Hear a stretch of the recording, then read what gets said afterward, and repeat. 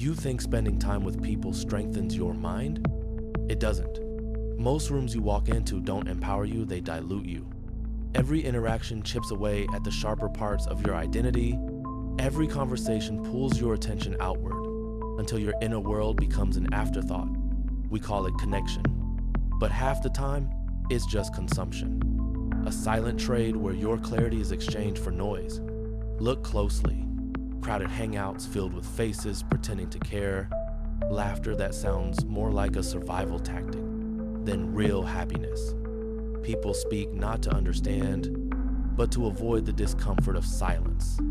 Because silence is the one place where the truth cannot be escaped.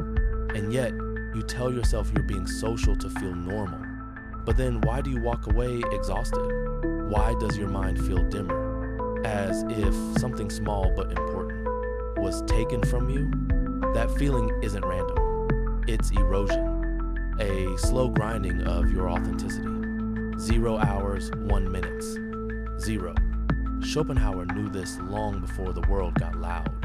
He wrote that a person can only be themselves when they're alone. Society still hates this idea because it forces us to confront a painful truth. Constant socializing doesn't sharpen your mind, it blunts it. It teaches you to seek applause instead of insight, to perform instead of think.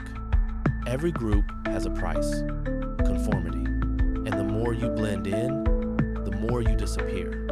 You weren't born to repeat the world.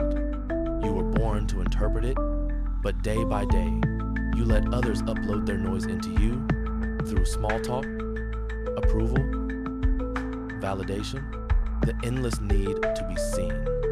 This is how individuality dies. Not with force, but with comfort. 0 hours, 1 minute, and 55 seconds. 0. Think about it. When was the last time your thoughts were fully your own? When was the last time you sat in silence and actually heard your mind without the urge to broadcast it? The greatest danger to your inner world is not solitude, it's people. Or more precisely, the subtle ways they reshape you. With every exchange, you give away something far more valuable than time, your originality. You think talking is harmless, but every sentence bends just a little to match whoever is listening. Your tone adjusts, your beliefs soften, your energy imitates theirs until your sharp edges blur. This is how erosion begins. Not through conflict, but through imitation. 0 hours, 2 minutes, and 45 seconds. 0. Modern psychology calls it social mimicry. Your brain's survival code. Mirror others to be accepted. Agree to stay safe. Blend in to belong. And each time you do, your brain rewards you with dopamine, the chemical that tells you, good job, you fit in. But fitting in becomes an addiction. Not because you're being yourself, but because you're being approved. Approval feels like freedom, but it's actually a leash. Schopenhauer believed solitude wasn't loneliness. It was purification, a return to the raw version of yourself before the world edited you. This is why thinkers like Nietzsche, Jung, Da Vinci stepped away from the crowd. Not because they were antisocial, but because they valued clarity. No mind stays sharp, while constantly adjusting to others. 0 hours, 3 minutes, and 40 seconds. 0. This is the law of inner erosion. Every interaction reshapes you. And if you never rebuild in solitude, you slowly dissolve under the pressure of acceptance, under the weight of expectations, under the noise of other people's minds. Look around.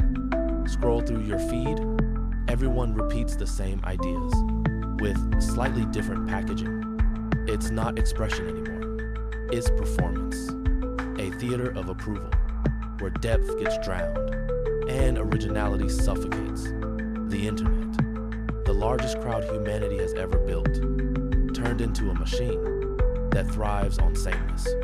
You think you're participating, but most of the time, you're imitating.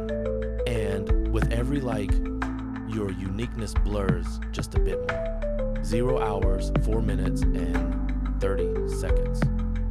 0. The crowd doesn't destroy you with violence. It destroys you with seduction. It convinces you that belonging is meaning, that noise is connection, that validation is truth. But every great mind, every revolutionary thought, every original idea was born in silence, not applause. The problem is, silence terrifies modern people. You can't sit still for 10 seconds before reaching for a distraction, because silence exposes you to your doubts, your desires, your real self. But that real self is the part you've been abandoning for the comfort of approval. Solitude isn't withdrawal, it's recovery. It's the return to the mind you forgot you had. 0 hours, 5 minutes, 0. Schopenhauer would tell you this: freedom is not in being liked. It's in no longer needing to perform. When you embrace silence, the world stops consuming you, and you finally hear the one voice you've been drowning out, your own